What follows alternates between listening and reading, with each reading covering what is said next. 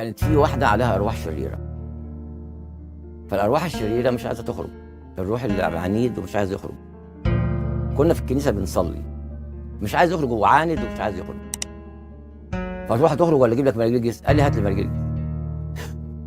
أنا واثق في مرجلجس جدا. فقلت للشمس اللي حواليا نصلي من خنفران لمرجلجس ونطلب مرجلجس يجي للروح الشرير ده يتصرف هو معانا، احنا مش هنقدر عليه، هو يتصرف. قعدنا خنفران لمرجلجس واكسيوس، يا مرجلجس يا بطل، إيه ما تتشغلش في حاجه دلوقتي، تعالى فضلنا نفسك وتعالى الدقيقه دي خلصنا من الروح ده.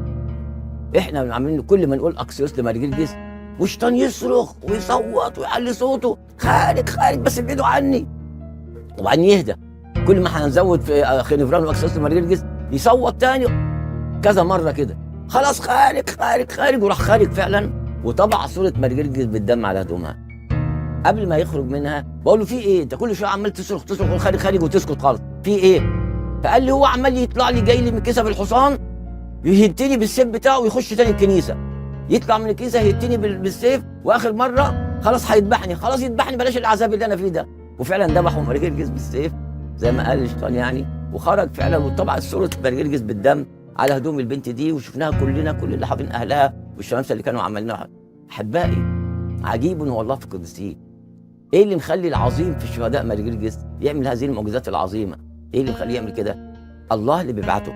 المسيح لما المجد بيبعته هو ما يقدرش يجي من نفسه، فالمسيح لما المجد اللي بيبعته من السماء عشان يجي يعمل هذه المعجزات، يظهر مجد الله ويظهر قوه المسيح له المجد وسلطانه على الارواح الشريره عن طريق هؤلاء الشهداء والقديسين العظماء. يا احبائي الحاجات دي كلها عشان تقوي ايماننا وعشان تخلينا ما نحتارش ما نروحش شمال ويمين، لكن الامور دي كلها الحياتيه الاختباريه دي تخلينا نبقى عندنا ثقه مطلقه في المسيح له المجد، ثقه مطلقه في قوته الغير محدوده، في محبته الحانيه جدا، في انه مش ممكن هيتاخر عننا ابدا. يا احبائي اي مشكله عندك او عندك، اي ضيقه انتوا فيها، اي حاجه انتوا محتاجينها احتياج، عليكم بالصلاه، الجاوا بالصلاه لربنا يسوع المسيح له المجد، واسندوا صلواتكم في شفاعه حد من القديسين زي مرجلجس العظيم في الشهداء، زي العظيم في الشهداء ابو سفين، زي العفيفه الطاهره دميانه، زي القديس البابا كارولوس السادس، زي ما هنشوف بعد كده سحابه من الشهود مقدار هذه